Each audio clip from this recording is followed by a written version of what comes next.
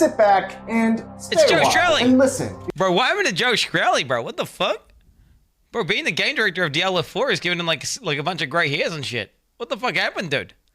He's fucking what the fuck? What the fuck? He would look like a 20-year. He looked like younger than me. Like whenever I interview him, he looked like he was like 23 or something, or 22. I literally think I'm older than him. I'm pretty confident I'm older than Joe Shelley. What the fuck happened? Holy shit, what's been going on at Blizzard, dude? The fucking lawsuits, bro. Because we're here with Rob. He knows what's coming, dude. Oh no. He's seen into the abyss, dude. He's seen behind the curtains, dude. He just fucking died inside. And he's like the puppet that gets like fucking sacrificed to the masses when they finally do the last act of selling out the IP of Diablo, dude. No, dude. I don't want to believe it. Todd Ferguson and Joe Shelley from Blizzard to talk about Diablo 4. How are you guys doing? Doing great. Great. So Diablo 4 is being described as the next evolution of the How old action is Joe RPG. Shelley? What would you guys say Diablo 4 is doing that is pushing the action RPG genre forward? So much. It's a huge game and there's lots of innovation. It's the first time we've had such a huge shared open world from players campaign through the world to defeat Lilith to over 100, nearly 150. In fact, there's so many dungeons it's hard to keep track, honestly.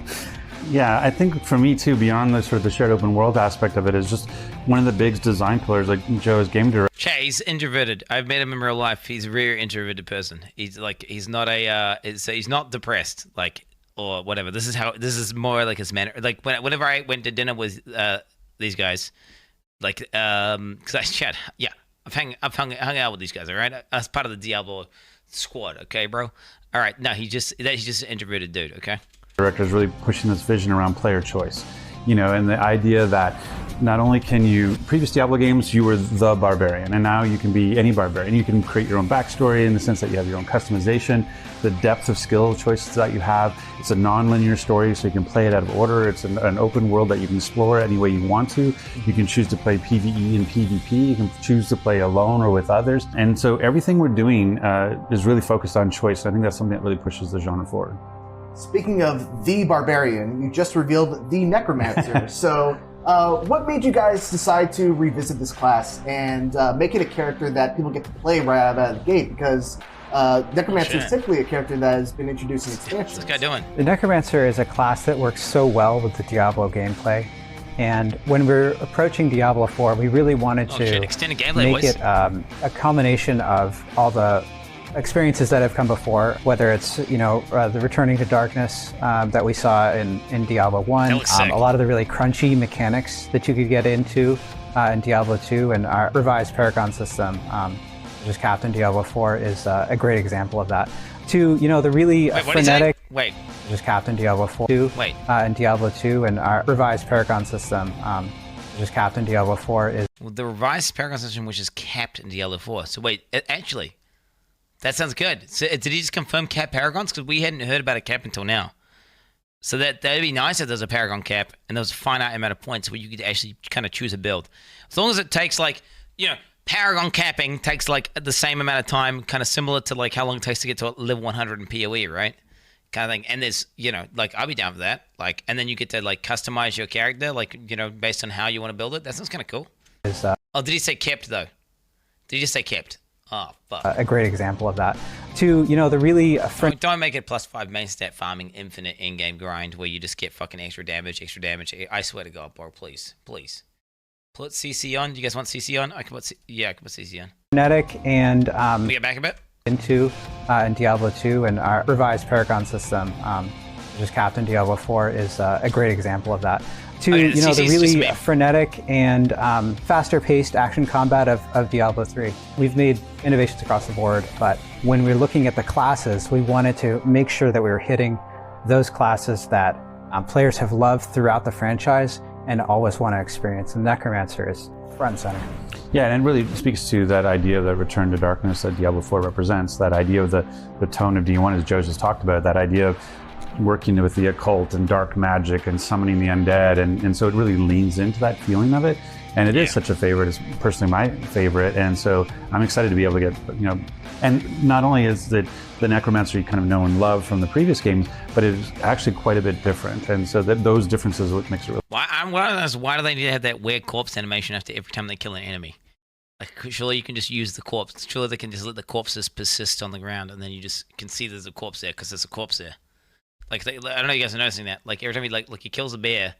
And so it really leans into that feeling of it, and it is such a favorite. So there's no corpse on the ground. Personally, kills a bear, and now there's like a weird fucking corpse icon. What the fuck's that about? Like, what? It's like, did he? I get it. It's like, it's to signify there's a corpse on the ground. Right? Couldn't they just keep the bear corpse, and then you just use the bear corpse to, like, I don't know. It's fucking. It's kind of weird. It's kind of triggering me. Okay, I'll be honest. It does say in development, not final. Maybe this is just for development, actually, though.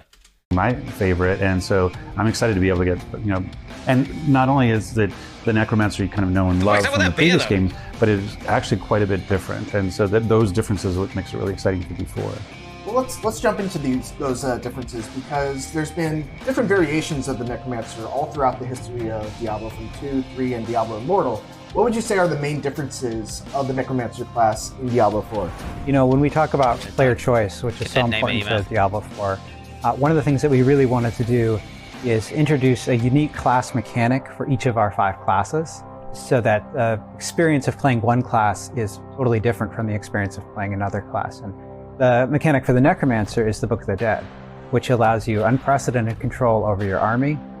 You can configure your skeleton minions to be all kinds of different skirmishers, to mages, even skeleton priests. Oh shit, that's cool. So it's like a fucking... It's like a literal way of, it's kind of like, it's like how I've been saying they should do this in PoE, actually. Like, it's like, how I said with Spectres, there should be like a Spectre page where you can configure your kind of Spectre setup inside a Spectre page. And they've literally done that, except for Diablo. Like, it's like you get a Book of the Dead. That's actually fucking cool, dude. And you can configure your golem similarly with the Iron Golem making a return. Yeah, and it really allows for that notion, because that's one of the things when you play in the past, it's like, oh, I can have minions. There's gonna be meta setups like best Necromancer minion setup. Fucking 2 skellies, 1 guy, this thing which buffs that guy. I can see it now, dude. Max roll Diablo fans guide. But my control over them has been somewhat limited, and now you can have skeletal warriors, and there's up to 3 different kinds. You can have skeletal mages, and there's 3 different kinds. You got a different golem, there's 3 different kinds. Wait, that looks weird. But my control over them has been I need to look at this. This looks weird. Somewhat limited, and now you can... So wait, let me get back. Okay. Past was like, oh, I can have Don't minions. skip so fast. But my control over them has been somewhat limited, and now... Pause. Skeletal warriors, reapers. Skeletal mages, shadow. Golems, blood. So you got reaper, shadow, blood. Book of the Dead. Okay, this fucking weird console. This fucking console UI, dude. I swear to God, this fucking console UI. It's just giving me... This is giving me mobile phone PTSD right now, bro. It's giving me mobile phone PTSD. I actually don't like it at all. I do not like that UI. I'm not a fan of that UI, boys. It's not. Look at the bottom. Yeah, oh, fuck, ZQ. This is on a computer as well, dude. Yeah. Wait, yeah, okay. Let's continue, though. You can... So he opens it. Skeletal warriors, reapers, skirmishers, defenders, reapers. Select and upgrade. Sacrifice. So wait, you can choose which ones are prioritized to be sacrificed for like detonating the corpses or something? So like when you like blow one up or something? Maybe it's like I don't know what I think this is like beta as fuck. Like, as in, like, it's like, I think this is not finished. I think this is unpolished as fuck, because this doesn't really make sense. I think maybe that's an option to, like, you choose which units you want to explode when you press the button. I've got to hope this is not the final UI. I mean, there's definitely, dude, these icons, these icons are definitely not going to be the icons that are going to be in the game. Like, dude, have you seen Blizzard icons? Okay. There's no shot. That's not going to be the icons. You can have skeletal warriors, and there's up to 3. Oh, here we go. Defenders. Durable shield bearers with 15% increased life. Oh, here we can actually see it right here. We can actually see it right here. So, okay. Durable shield bearers with 15% increased life. Upgrades. Every 10 seconds, your skeletal defenders negate the next instance of direct damage they would take. Okay, or you can have increase the amount of thorns that the defender warriors inherit from you from 30 to 50%. A thorns build? What the fuck? A thorns build? And then sacrifices what?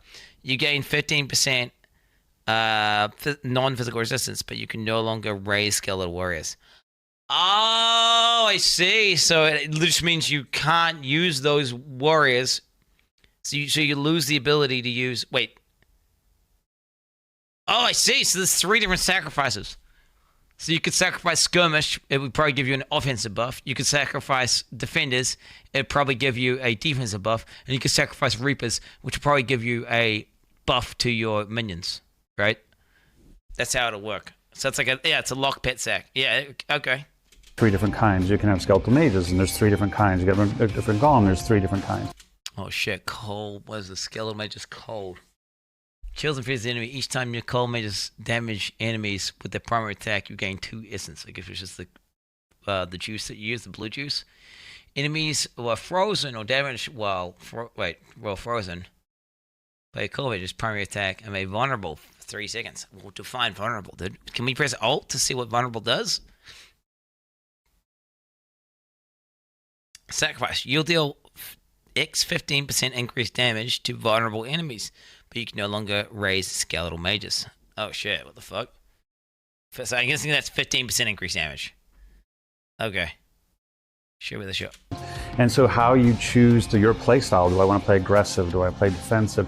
In fact, there's a way to sacrifice all your minions to just make yourself more powerful, so you can just be this sort of uber dark magic necromancer that he doesn't even summon anything, but is able to use blood magic to destroy everything on the battle. That sounds badass. That's the build I would go.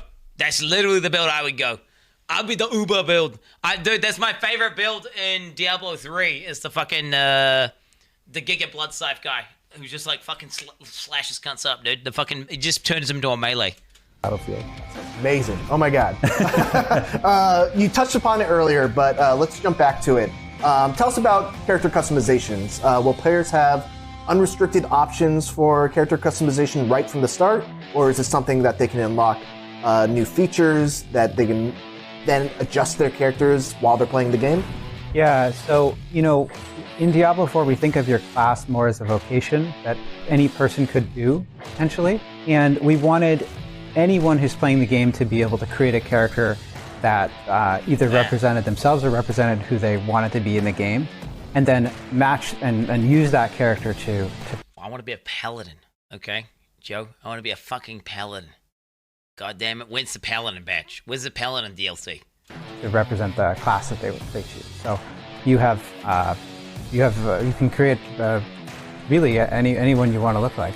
Yeah, I think that, we have a choice right now where... Can I make like a soy barbarian? Or are they all jacked? Because I would like a more soy barbarian. That's if I could, I would be I'd make like a less like the Rock looking barbarian. Like it's kind of a more soy one. Like, somewhere between, if you combined a demon hunter body with like a barb body. Okay? That's what I would do. If I could do that, because my guy's just too fucking jacked. Like I do not want that. There's a keto barb? Yeah, keto barb, perhaps. But basically, a barbarian not doing roids. Okay, guys. Sort of a body type, because it fits well with sort of the armor and everything, the gear that you have. So like, druids are proud dad bods kind of thing, which I completely associate with. But beyond that, like the ability to change the face and how you look, and with the hair and your markings and your tattoos, and as we talked about, like the barbarian from say D3 was this white-haired barbarian that came from Mount Ariat, and it had its own thing. Where now you can be completely different and make it your own, and that really helps with the immersion and the fantasy that you're able to kind of lean into your role. Bro, I'm probably gonna go Bob. Oh my god.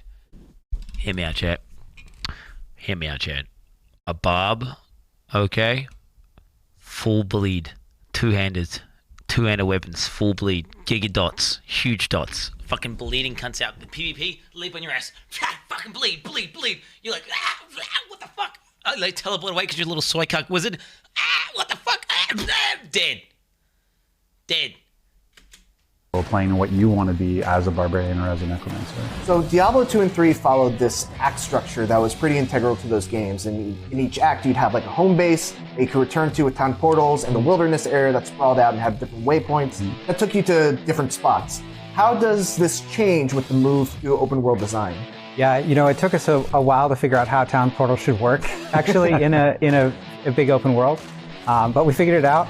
So town portals are in Diablo 4? They are, and they'll take you back to, you can go to Waypoint to a particular place if you want to, or you can town portal to the nearest major city. Diablo 4 has a non-linear campaign so that you can do the story content in different pieces, which allows you to replay the campaign in a different order, which is fun. And the world is, the campaign takes you all over the world, but there's lots more world to discover after you finished it. Yeah, that's part of the exploration, is finding all those waypoints and the ways that you can... You need in-game areas. You need areas that you didn't do in the campaign, right? That's Giga Chad games. You need like the big boy area, bro. You got like the area that only the big Giga Chads can go to, All the plebs, get the fuck out of the area, okay, bro? You can still go back to the other, the other areas because they're obviously not redundant, right? Because that'd be cringe. But like you got a different area just for the big dicks. And travel around, and so that's part of the exploration, is that you're with those 150 plus dungeons and with all the different waypoints that are out there, all the local events, all the world bosses. Like there's a real reason to go out and venture into the world and see what's out there. And so that's part of it. It's not just, oh, I'm on this path, this golden path through the story. There's a whole world out there for you to explore with very different biomes or environments with different monster families, and that's part of the fun. And it's actually one of the things that we just recently added as part of our testing, is this progression through a zone to know, have I found everything or not? And that really well, I'm kind of a completionist, and so that notion of like, did I find all the dungeons? Did I find all the waypoints? Is it really helps sort of incentivize you to go exploring. You mentioned earlier the 150 or nearly 150 dungeons they have in this game. Are these similar to the dungeons of previous games with procedurally generated layouts and rewards, or are they something completely new and different? They do have procedurally generated layouts. Monster placement's going to be different every time. You're going to get different rewards, but they're really grounded in a sense of place, and that means that you can Wait, different rewards? Wait, you're not gonna go to a target farm a specific item? Like that'd be kind of cool. If I thought if there'd be like a dungeon you need a specific item from you could farm, that'd be kind of cool. I don't know about that. Wait, what the hell? I don't know about that. Maybe like I think I'm okay with random, like most, like 90% of things, but there's like one item, like you need to get like a trinket or something from this particular like place. You know what I'm saying? Like, so you go there to get that shit.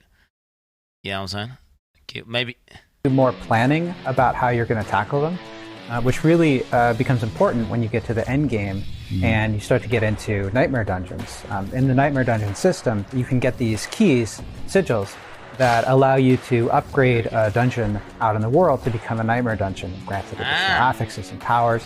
And the powers are the effects on the dungeon are actually based on the keys. So you're going to get a lot of keys. Mythic Plus, baby, Mythic Plus. Let's go, brother. Oh, hell yeah. We got Mythic Plus dungeons, baby. You might find keys for dungeons that you think are less well suited to your build or play style, and you don't have to do those. So you have really, again, a lot of player choice there. And one of the things I love is the new addition. They're not gonna sell the keys, bro. They will not sell the keys. Guys, come on. They're not gonna make D4 pay to win. They're not gonna make, why would they do that? Bro, think about if they get really good PR for D4 and everyone thinks the game's gonna be amazing, they could sell like 10 million copies of this game. You're selling that shit for $100 each? Okay, they're making a fuck ton of money. Okay, guess what happens? If there's even a word of pay to win, if people find out the game's going to be pay to win, guess what happens to those sales? They get cucked, okay? They get cucked and they lose a fuck ton of money. The whole idea is that they're going to make a badass game that's like ultra compelling, and you're going to be like, oh, this is the true successor to D2. This is the fucking game right here, boys. And everyone fucking buys it, and then they print fucking cash. Like, they print fuck tons of money, right? Okay? I don't think even if they're trying to make money, I don't think putting pay to win in the game is the way to make money. Maybe I'm on copium. But, you know, I want to believe. Like, I feel like it's in their interests to not make it pay to win. If anything, make it pay to win after you release the game a few months in. Okay, if you're just looking to make the most money possible. Okay, sell as many copies as you can, then start adding in, just slowly erode the system. Maybe start off with like a, you know, slightly unethical cosmetic that gives you a slight advantage. You know, then just maybe sell like a fucking, you know, real mild thing which just allows you like some slight speed up, maybe like a boost. And then, you know, chuck in the first fucking keystone. I mean, to be honest, I really do like the whole MTX monetization scheme. No, shut the fuck up, bitch. Shut the fuck up, bitch. Stop. Is like when you get into that end game too, and you're doing sort of the, you know, working for the Tree of Whispers. This idea of do a dungeon, you know that, oh, this dungeon is sort of biased towards helmets, and because I'm looking for a particular legendary helmet, and so there's certain dungeons you can go to that kind of, it changes all the time, so you can actually target what kind of loot you're after, and so that. Okay, that's cool. That's cool. That's cool.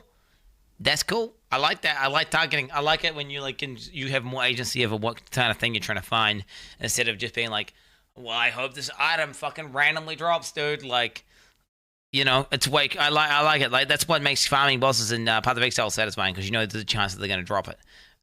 Which, you know, I like that. I hated it whenever they took the particular items off the Guardians and stuff and made them into the drop pool, right? That change really allows me, again, agency as a player to say, oh, I'm trying, what's really weak about my build right now are my gloves. So what dungeons are dropping gloves right now, and I can go and work on that dungeon. Can you go into a little bit of... What dungeons are dropping gloves right now? I'm implying that's going to change. Wait, is that going to... Wait, they're going to have some fucking interface mechanic? Like Diablo Immortal interface, which like has like a little up arrow gloves emoji, and you like click and navigate to dungeon, like, and it takes you to the fucking. The way you described that, dude. Listen how he described that. That scares me. It shouldn't change. It should be like, no, this is the place that you get the helmets. And they drop specific items that only drop from that area. Allows me, again, agency as a player to say, oh, I'm trying. What's really weak about my build right now are my gloves. So what dungeons are dropping gloves right now, and I can go and work on gloves right now, implying that it's temporary. What the fuck? Division 2 says, maybe it's okay.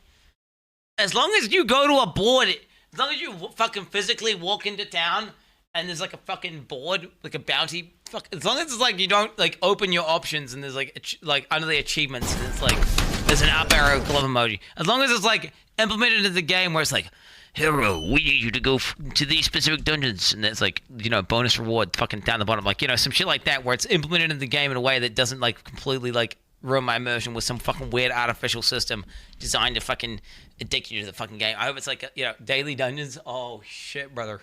Oh shit. Can you go into a little bit of detail about how the loot has changed?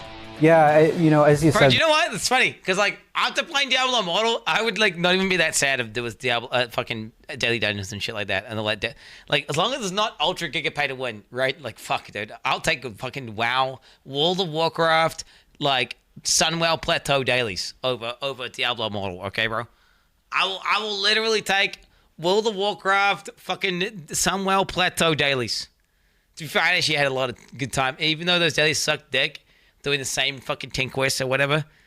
I enjoy killing the fuck out of people in that zone, Jen. Fuck, and if there was open world PvP, man, fuck. Bro, I don't know, man. Diablo Immortal scared me so much that, like, fuck, bro, I will take dailies. I will literally take dailies. My standards are so low now that I will literally take dailies. As long as it's not pay to win, okay? Loot is really a key component of any Diablo game. Let me get back. I need to get back. Right now, and I can go and work on that dungeon. Can you go into a little bit of detail about how the loot has changed? Yeah, you know, as you said, loot is really a key component of any Diablo game, right? And you know, we think that the legendary powers really bring a level of variability and sort of the ability for you know, all unlimited possibilities. Really, you can. Okay, I will believe that when I see that, Joe. Okay, because the way I saw it was looked like you had made a series of archetypes and you're going to shoehorn us into those archetypes. Okay, and there'd be like 4 builds for each class. That's what I've been seeing. If they don't have like set bonuses and shit though, and they actually have like you know, build customization at the point where you can truly create interesting interactions with like several different types of legendaries, and people do have lots of crazy different builds. Oh, that'd be badass. That'd be badass. We gotta fucking pray to God that's not gonna happen though. Because wait, wasn't there like a deep dive Diablo whatever the fuck quarterly update thing that literally showcased just awful legendaries? And when I say awful legendaries, I mean just legendaries that says increases damage of X ability by fucking 40%. Increases, and it's like, oh, I'm playing a build that uses this skill. I'm gonna have to stack multipliers and shit for this fucking ability. Not like, you know, you look at how I'm not saying that in chat because you're gonna say the second I mention Path of Exile, like, oh, you're just trying to get to make Path of Exile. No, look at how the itemization and uniques are done on PoE. Okay, no, dude, that's like a great example of like, you know, uniques that just change, like Starforge, for example, like in a fucking sword that is physical purely. It means you can't do fucking elemental damage, but your physical can shock. Like, that's a really interesting thing, which is not like saying fucking X ability does more damage, right? Whatever. It just it augments the way you build your character in hardcore, like min-max the fuck out of this weird kind of build. Or like Voidforge, another example of a weapon, you know, a unique. That's like, it's not saying increased damage, it's not shoehorning you, it just says, look, you can stack, you know, fucking fizz damage and turn it all into elemental damage. And it does, and it means crazy shit happens. And we gotta hope that they're building uniques like this, which are interesting and build defining, that can be used in loads of different ways. And it's not like some weird pre-made fucking build that Blizzard like packages this together with a little, even put, you know what, fuck it, just put it in a set bonus. That way they don't even need to like make up their mind. And they just pick the abilities that we've put here and the multipliers, and that's what you use, right? So we gotta fucking pray to God they're build defining legendaries and not just fucking cringe multiply stacking trash. Okay. You can get a crazy legendary power, and then that really opens the door for you to think like, well, what could be out there? You know, it could be anything. And so in Diablo 4, we've decoupled the legendary power from the legendary item itself. You've still got unique items, which are making a return from Diablo 2. So it's like they're literally saying they're saying the system that's in Diablo Immortal, right? That's what he's saying. Like, that's literally the system in Diablo Immortal.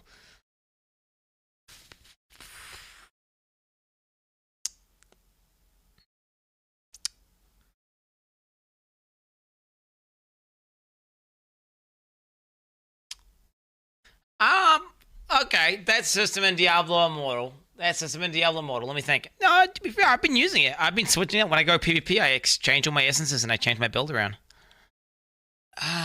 It's kind of like the cube. It's basically like the cube. And it's Ramaladi's cube 2.0. That's what it is. It's the cube. Honestly, if the itemization is still good, didn't that make items feel less special though? I don't know, man. Like, this sword has this legendary power, but it's got these set stats. So it has this crazy fucking power, but the base sword itself is kind of weak, so you have to do other things to support it. But it was like, if every power is a set thing, and you can put it on any base, I don't know. That means there's like finite balancing. Like, I don't know, like, for example, Paradoxica, right? It's a sword that just says, you deal double damage, right? And it's like, the sword itself is kind of weak, though. So to make it good, you have to get loads of sources of damage elsewhere to pump into that, so you scale the double damage of the sword itself. But whereas this game, it's going to say, like, okay, you couldn't just have a power that does that, because it'd be, like, ultra fuck, because you could just put that power on, like, an insane weapon, and then it'd be busted as fuck, which means it limits the ability for them to create a bunch of legendaries, right? That you could tie, like, a powerful thing to kind of, like, a shitty item, if that makes sense. Like, a powerful mechanic to an item that has, like, really dog shit based stats, and it's like, okay, it's a bit of a trade-off. I mean, fuck, bro. Fuck, bro. Depending on how they do it, it could either be good or dog shit, right? I think that could be. You can do this system if itemization is still interesting enough, where you're like looking for particular roles of like attributes and like stats on your gear, and like, you know, there's like, and you can't just acquire all these legendary powers yet. It's like hard to get them and stuff. You know, I think it could actually still be good. But if it's just like, oh, this is your build, and you just put all legendary powers that give you a multiplier for this ability onto all your pieces of gear, kind of like, you know, it could be just really dog shit and kind of boring. And it could make items feel really generic and like not like you're equipping some special legendary. It's like, you know what I'm saying? Up arrow, add essence. Yeah, like that's what I'm saying.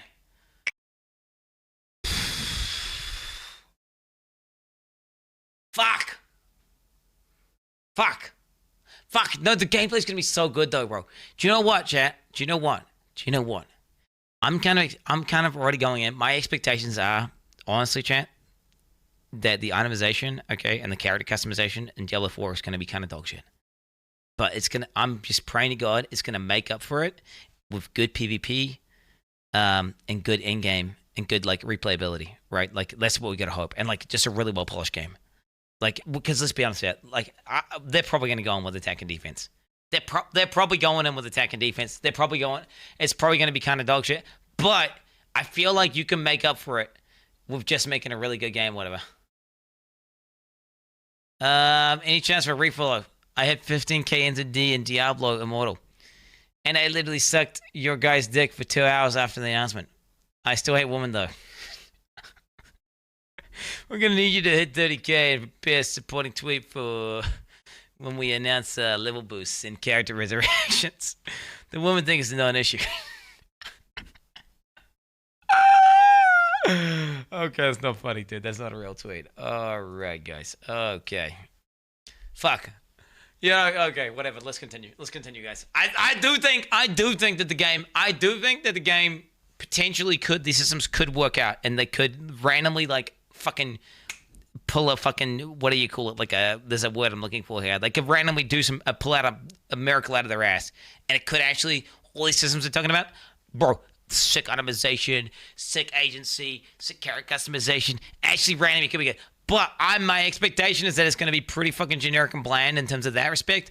But I feel like because it's Blizzard, like that you could end up with still a really good game just because the end game's so good, just because the combat and the moment-to-moment combat is so good, and just because the PvP could be so good, right? Honestly, like Diablo Immortal is complete dog shit, trash, awful game. No one should fucking play it. It's complete dog shit, trash. When it's not bugging and being like dog shit mobile game, the PvP is actually unironically pretty good. It's pretty clean. Like it is kind of fun. Like it is like that, you know. Straight up, like landing the fucking skill shots, hitting the fucking guys, teleporting, like killing their ass, like it is. You know, no, they're wrong. It's a complete dog shit trash game.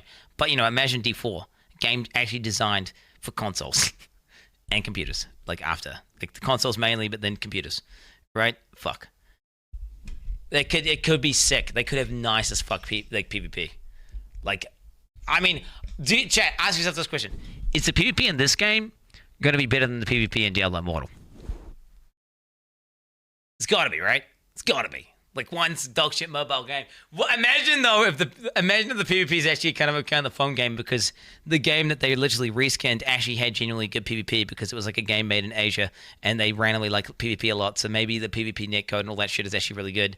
And actually, you know, because of all the systems that limit your ability to over level and, you know, fucking, they limit your character to the point where actually they can actually balance PvP. And then maybe D4 PvP will be complete dog shit.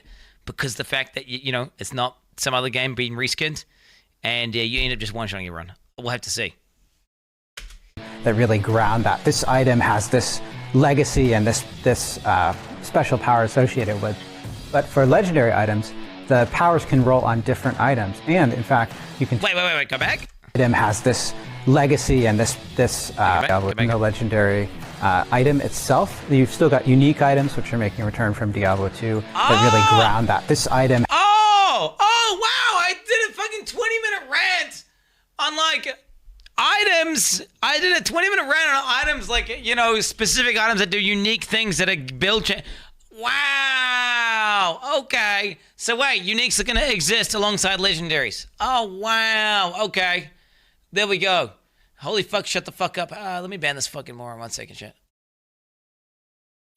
Okay, there we go, uniques. Has this legacy and this special power associated with. But for legendary items, the powers can roll on different items. And in fact, you can take the legendary power off of an item and apply it to another item. You can even upgrade a rare item to a legendary item through this. So you have a lot more ability to customize loadout in that way. Yeah, like the skills are a foundation, right? Like when you're making your character, you use the skills are a template for what you want your build to be. Oh, I want to be a whirlwind barbarian, or I want to be a summoning necromancer. But it's really the legendary gear you get that helps you like refine that, because it ends up sort of overpowering it a little bit. And my example most recently is playing as a necro. I had a pair of gloves drop that gave me an extra 2 mages, skeletal mages. So now I have this large number of mages behind me that are just destroying everything. And then you progress, and as you go up in level, that those pair of gloves becomes kind of weaker and weaker, because it's no longer at your level.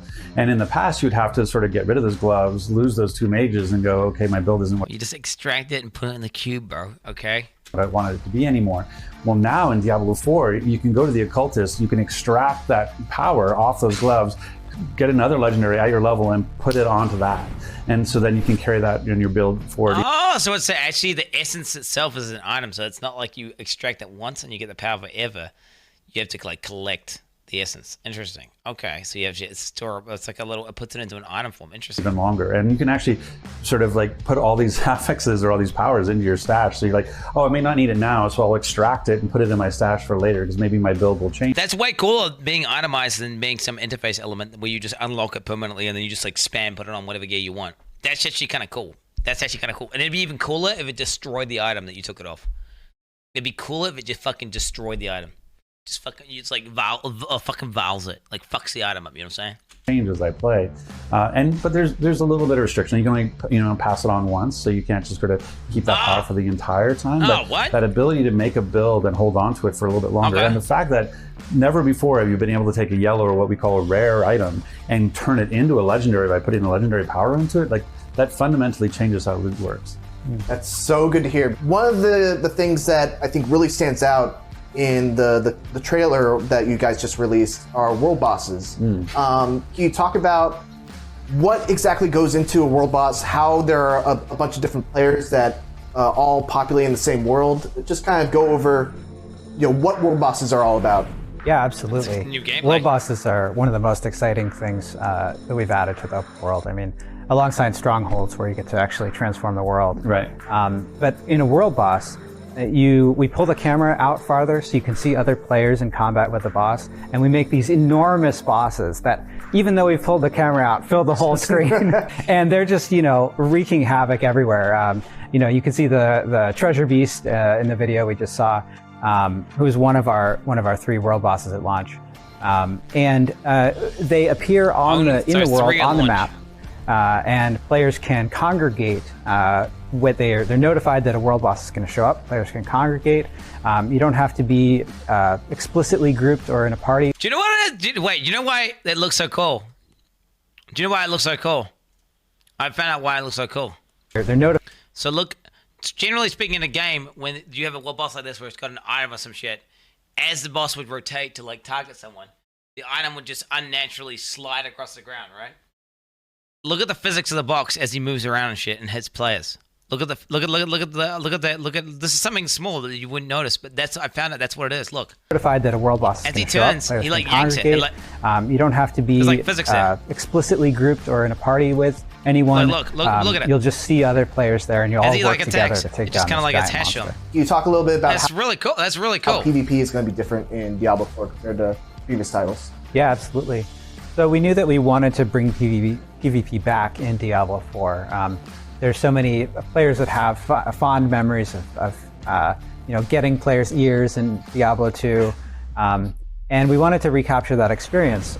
So when we looked at how to bring it into the shared open world of D4. No, dude. Wait, I just realized, dude. Oh no, that's gonna be like a coveted thing, dude. She's like trying to collect Quin 69 ears. They literally, think about it. Oh my god, there'll be a guy going around to collect all the streamers' ears, bro. Think about it. There'll be like some guy, if you can like if it's like World of Warcraft and you can like cross zone into like American servers into Oceanic servers, there'll be some guy who'll go fucking collect an Asmongold ear, collect the fucking go around, go to the EU servers, holy shit, think about that, bro. There'll be like an ear collector. I must collect every ear. There'll be one guy who just wants to fill an entire stash of just like fucking Quin 69 ears, dude.